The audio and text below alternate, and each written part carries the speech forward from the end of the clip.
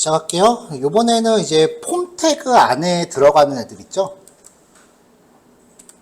이제 폼이라고 해서 입력할 수 있는 영역을 정의하고 이 안에서 인풋 태그, 얘는 타입 속성으로 뭔가 이제 종류가 결정됐었죠? 그 다음에 셀렉트 태그,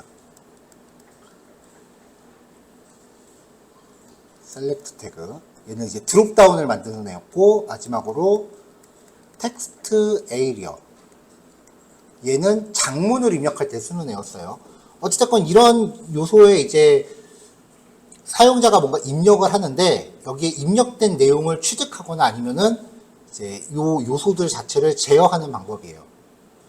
자, 입력 요소의 객체를 획득하는 방법은 이제 크게 두 가지가 있는데 제일 쉬운 건 우리가 지금까지 하던 대로 하는 거예요. 인풋 태그에 id 속성 값이 있다면, 예를 들어서 일단 폼 객체 자체에 접근하는 거예요. 폼 태그가 있을 때 id 값이 폼 id다. 이렇게 했을 때 이제 document.get element by id, 이게 아니면 쿼리 셀렉터로 가져와도 마찬가지죠. 그래서 이제 폼 객체를 가져오고요. 두 번째는 네임 속성 값으로 접근하는 경우가 있어요.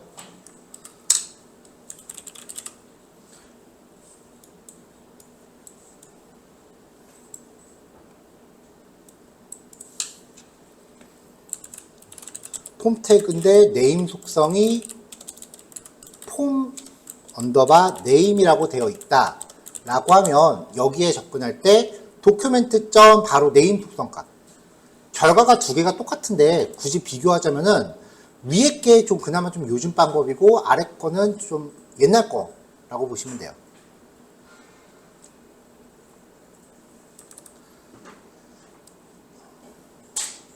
자, 그래서 id는 아까 폼 언더바 id 이렇게 있었죠.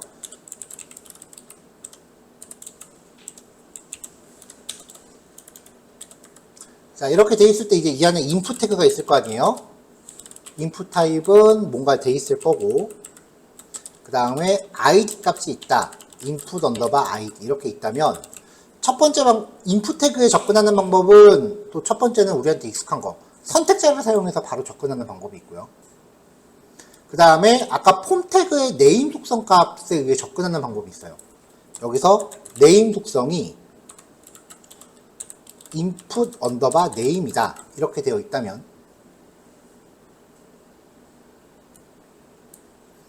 마우스가 조금,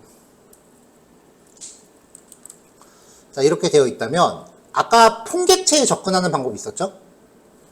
document.form name이라고 해서 네임 속성으로 폼에 접근한단 말이에요. 그러면 이 폼 객체를 통해서 폼 객체 안에 들어있으니까 폼 객체 인풋 태그의 네임 속성, 이렇게 접근하는 방법도 있어요.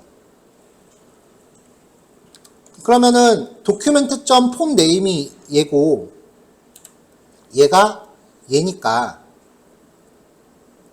결과적으로는 요거 소거하고 얘가 요 자리로 바로 와도 되겠죠. 그래서 아래처럼 이렇게 축약해서 쓰는 경우도 있어요. 다시 한번 말하지만 네임 속성으로 접근하는 건 좀 올드하다.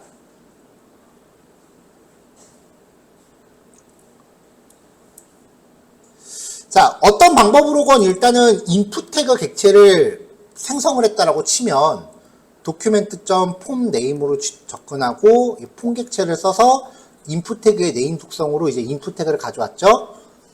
어떤 식으로든 이렇게 인풋 태그의 객체를 가져왔어요. 지금 여기선 얘가 헬로인 거죠. 자, 그러면은 그 객체의 밸류 속성에다가 뭔가 값을 대입하면 이 태그의 입력 값을 강제로 세팅해 주는 게 돼요. 그러니까 자바스크립트 코드 이렇게 작성하면은 여기에 헬로월드라고 입력이 되는 거예요.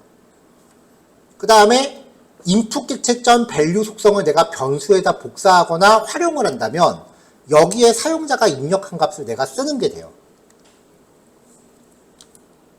자, 이것도 이런 식으로 이제 한꺼번에 추격할 수 있다고 했고요. 자, 그러면 이 인풋 객체를 통해서 접근한 거, 여기도 마찬가지죠. 자, 이 value 속성으로 접근하는 게 입력된 값인데, 인풋 태그에 입력한 모든 내용은 스트링이라 그랬어요. 그리고 사용자가 아무런 내용도 입력을 안 하면 빈 문자열이 돼요. 그럼 뭐라도 입력하면은 다운표 안에 내용이 들어가겠죠? 이거를 불린 값으로 환산을 해봐요. 아무것도 입력 안 하면 false죠. 뭔가 입력을 하면 true죠. 자, hello.value 요걸 갖다 if문을 쓴다고 봅시다. hello.value 이렇게 조건을 만든다면 이때는 입력값이 뭐라도 있을 때가 true니까 입력이 된 경우에 조건이 성립이 되죠. 그러니까 value 값을 직접적으로 조건을 쓰면은 입력이 되었다면이에요.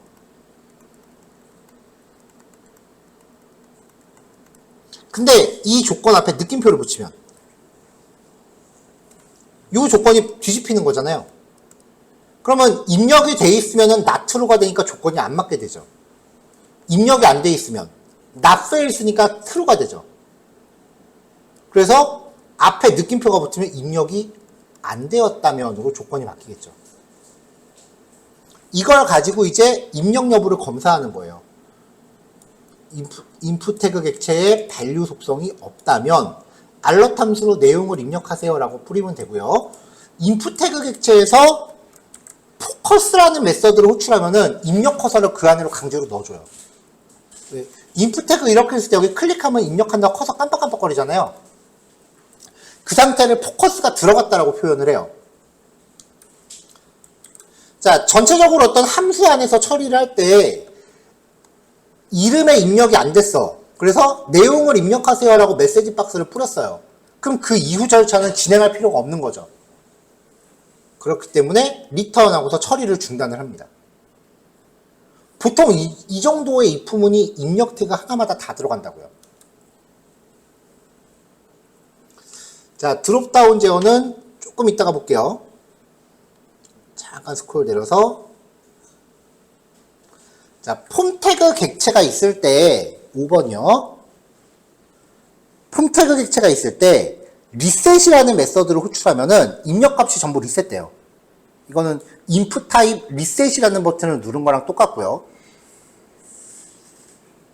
그 다음에 폼 태그 객체한테 submit이라는 메서드를 호출하면은 입력 내용을 어디론가 전송을 해요. 이거 전송받는 건 백엔드가 됩니다.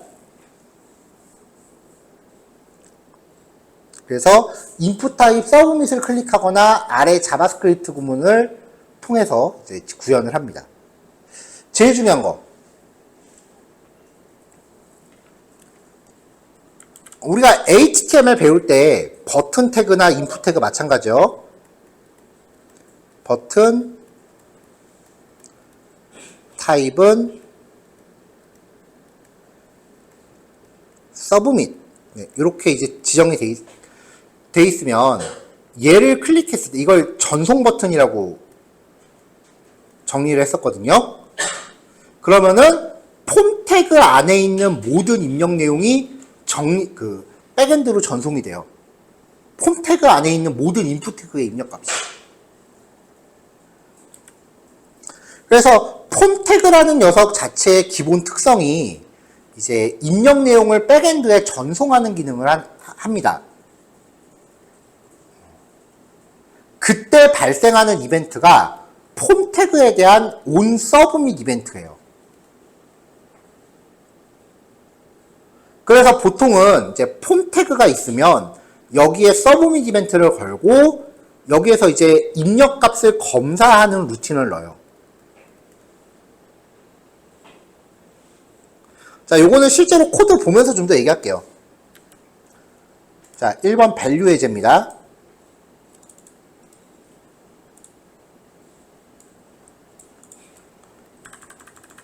자, 이름, 비밀번호, 입력값 확인 이렇게 준비를 해놨어요.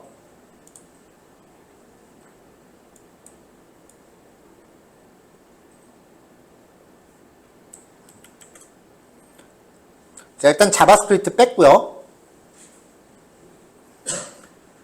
자, 여기 보시면 이제 액션 속성이라고 해서 네이버 주소를 걸어놨거든요. 네, 여러분들 실습 자료도 보면 똑같이 걸려 있어요. HTML 할 때 이 액션 속성에 대해서 설명을 안 했어요. 이 속성이 어떤 역할을 하는지 볼게요. 일단 버튼 타입에 버튼을 누르면, 자, 타입 속성을 버튼으로 바꿨습니다. 예를요, 이때는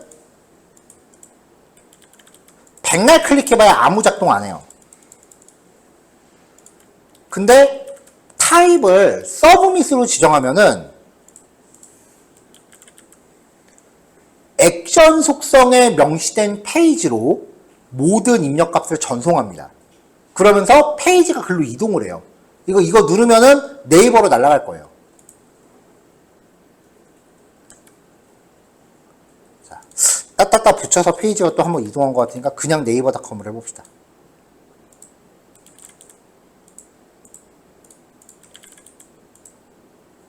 아, 얘네가 안 받는구나, 값을.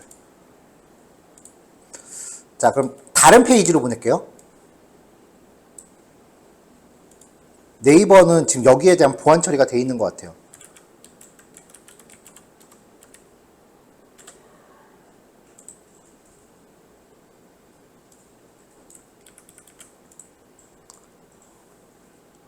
자, 메가스터디 IT 아카데미로 보낼게요.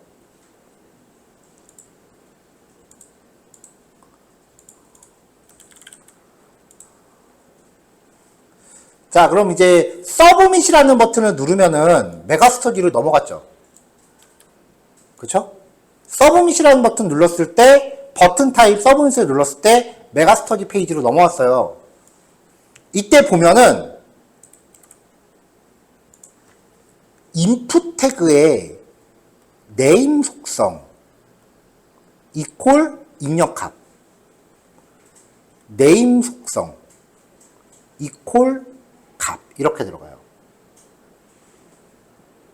이거를 이렇게 인터넷 주소에서 물음표가 있으면 그 뒤로는 변수예요. 이름 이퀄 값, 또 있으면 and 이름 이퀄 값이에요. 이때 id 속성하고 네임 속성은 아무런 상관이 없습니다. 이 두 개 값이 똑같건 말건 아무 상관이 없어요. 얘랑 얘가 똑같건 다르건 아무 연관이 없어요. 그래서 보통은 귀찮으니까 복사 붙여넣기 해요, 그냥. 그래서 이게 지금 백엔드한테 입력값을 보낸 거예요. 그래서 보통 인풋 태그의 네임 속성은 백엔드에서 변수 이름이 돼요.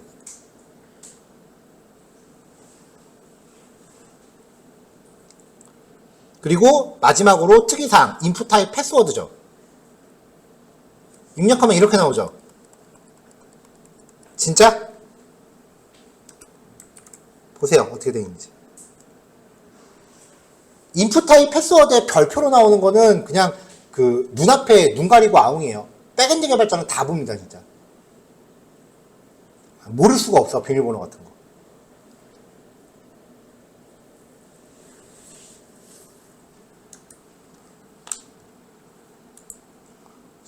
근데 이렇게 서브밋을 누르면, 서브밋 버튼을 누르면 입력을 하거나 안 하고 무조건 넘어가요. 그래서 여기 패스워드 값은 지금 없잖아요. 그러니까 우리는 이 전송 버튼을 눌렀을 때 전송이 발생하기 전에 입력 값을 캐치해야 돼요. 그래서 검사를 해야지. 자, 그래서 document.query 셀렉터로 폼 태그 자체를 가져오고요. 그 다음에 이 폼 태그에 대해서 서브밋 이벤트를 겁니다. 이벤트 이름이 서브밋이라 그래서 버튼에다 거는 거 아니에요. 폼 태그 자체한테 거는 거예요. 자, 여기도 2.prevent 디폴트가 없다고 쳐볼게요. 다시 메가스터디 페이지 걸고요. 자, 그러면 여기서 이제 유저 네임을 또 가져와요. 입력값이 없다면 사용자 이름을 입력하세요 라고 메시지 뿌리고 입력 커서 강제로 넣어주고, 이름을 입력 안 했으니까 비밀번호는 검사할 필요도 없잖아요. 그래서 처리를 중단하기 위해서 리턴을 합니다. 그럼 리턴문을 중간에 만나면 현재 실행 중인 함수만 종료하는 거예요. 그러니까 이벤트 리스너한테 건 이 콜백 함수만 종료되는 거야.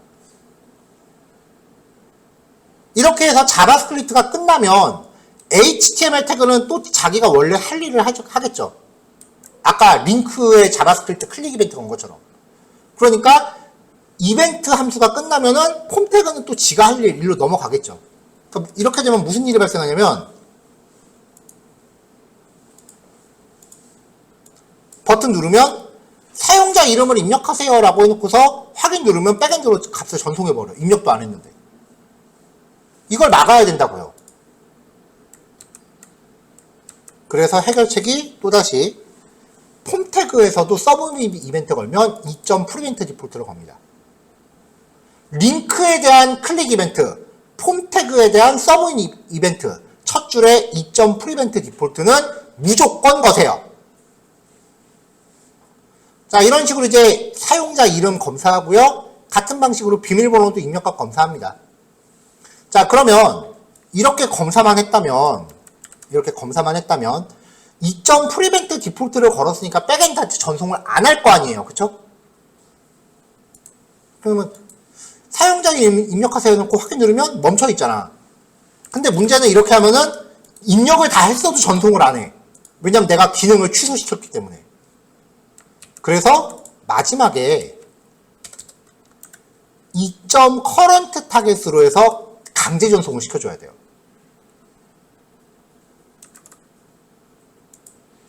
그러면 여기서 입력 안 하고 입력하면 이제 값이 전송이 되는 거죠. 근데 지금은 백엔드한테 전송할 필요가 없으니까 그냥 div 태그 하나 만들어 놓고 입력한 내용 출력해서 확인하는 것만 했습니다. 자, 그럼 요 예제가 굉장히 많은 내용을 담고 있어요. 그러면 이제 이 이후로는 입력할 수 있는 게 꼭 키보드만 입력하는 게 아니라 선택하는 것들도 있잖아요. 또 유형별로 어떻게 관리하는지만 체크하면 되니까 일단은 요 예제 먼저 해서 이벤트 처리하는 방법 그리고 유의사항 요것들만 먼저 정리를 하시면 돼요. 근데 설명을 내가 30분밖에 안 했네?